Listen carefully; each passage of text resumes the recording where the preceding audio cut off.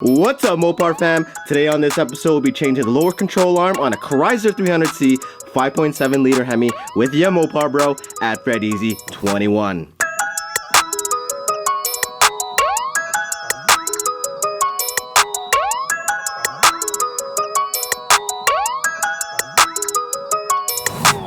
What's up everyone, welcome back to the channel where we do Mopar things and Mopar stuff with your Mopar bro. Okay, so today we're replacing the lower control arm on a Chrysler 300. This process will be the same for LX platform Dodge Chargers, Magnums, and Challengers between the years of 2005 and 2010.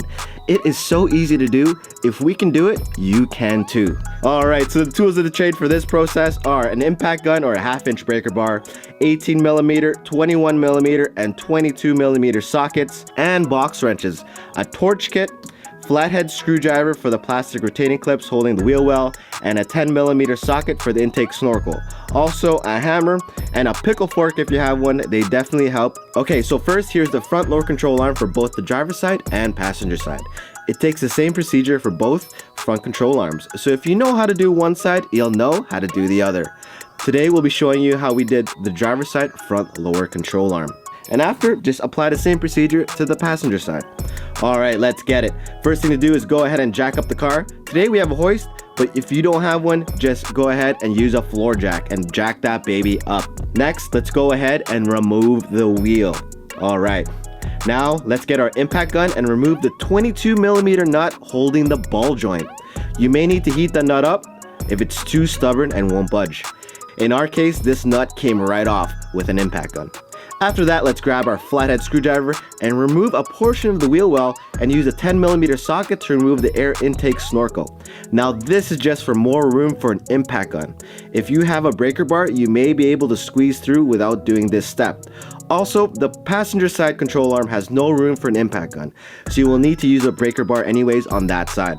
Next, let's remove the 18mm bolt and 21mm nut holding the control arm to the subframe.